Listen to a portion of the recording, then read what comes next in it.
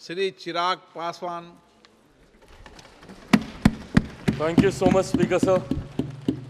Sir, सबसे पहले I would want to take this opportunity to congratulate you on behalf of my party, लोक जनशक्ति party Ramvilas.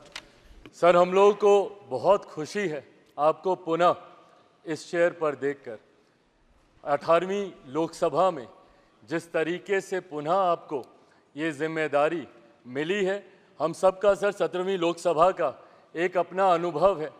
उस वक्त जिस तरीके से आपने महिलाओं को और युवाओं को, ऐसे सांसद जो पहली बार चुनकर आए, सर उनको आपने प्रोत्साहित करने का काम किया, सामने से आपने उनको मौका देने का काम किया. सर, इस बार मेरी पार्टी में भी महिलाओं और युवाओं की तादाद है. उम्मीद मैं यही रखूंगा कि उनको भी आप उसी तरीके से मौका देंगे.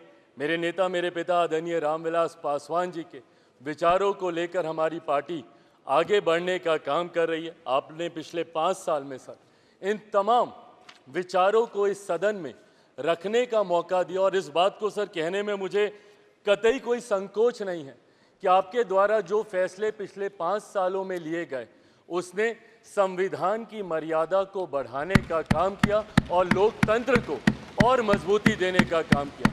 सर, हम लोग चुनाव बाहर लड़कर आ गए हैं. मैं तमाम साथियों से यही आग्रह करूंगा कि जहां चुनाव लड़ना था, हम लोग लड़ चुके हैं. अब हम सबकी जिम्मेदारी है कि अपने अपने क्षेत्र के मुद्दों को हम लोग यहाँ पर रखें और अपने देश को आगे लेकर जाने की जिम्मेदारी के साथ हम लोग यहाँ पर कार्य करने का प्रयास करें. सर, आज सिर्फ आपको बधाई देने के उद्देश्य से हम लोग खड़े हुए हैं, पर हाँ, कई बार जब विपक्ष के द्वारा कई बातें कही जाती हैं, मैं इतना भी मैं ज़रूर आग्रह करूंगा कि जब एक उंगली आप किसी की तरफ उठाते हैं तो बाकी उंगलियां आपकी तरफ उठती हैं.